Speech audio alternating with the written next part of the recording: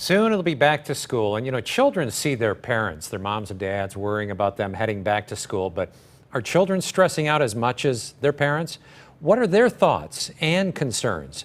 Well, we've got psychologist Dr. Ryan Liberati of Webster University joining us to discuss. Good morning, doctor. Good morning. So you deal with children all the way from toddlers to teenage years, correct? That's correct. Which age group is having the most issues right now?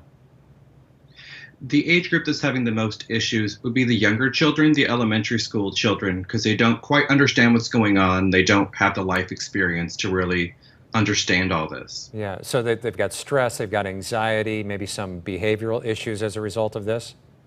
Definitely. In my private practice, I've seen a lot of younger children, those below the age of 10, coming in with signs of anxiety and depression because of all this uncertainty over COVID-19 and going back to school in all sorts of different formats that haven't been decided.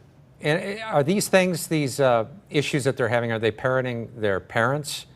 And if so, what are some things that moms and dads can do to help calm the kids down? Sure. These symptoms are really similar to that of their parents because parents are really concerned about what to do with school. Is it going to be in person? Is it going to be online? That type of thing. And they're passing these anxieties on to their children. Things parents can do is just communicate with their children.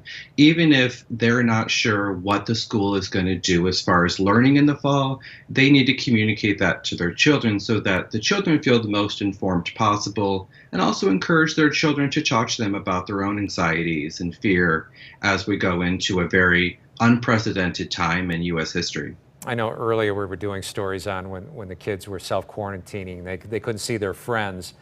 Many of them still can't unless they're, they have kind of an arrangement of safety with neighbors. Are those issues still in existence? Most definitely. And this summer has been particularly hard for children because they're not allowed to go see their friends. Summer camps have been canceled for the most part.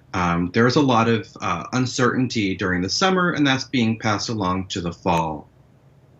So if parents have questions about themselves, I mean, when is an issue that they're having so great that they should see somebody like you?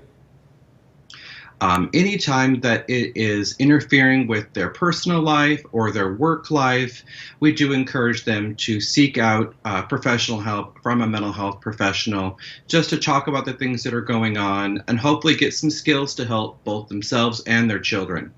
Dr. Ryan Liberati, thank you so much for joining us.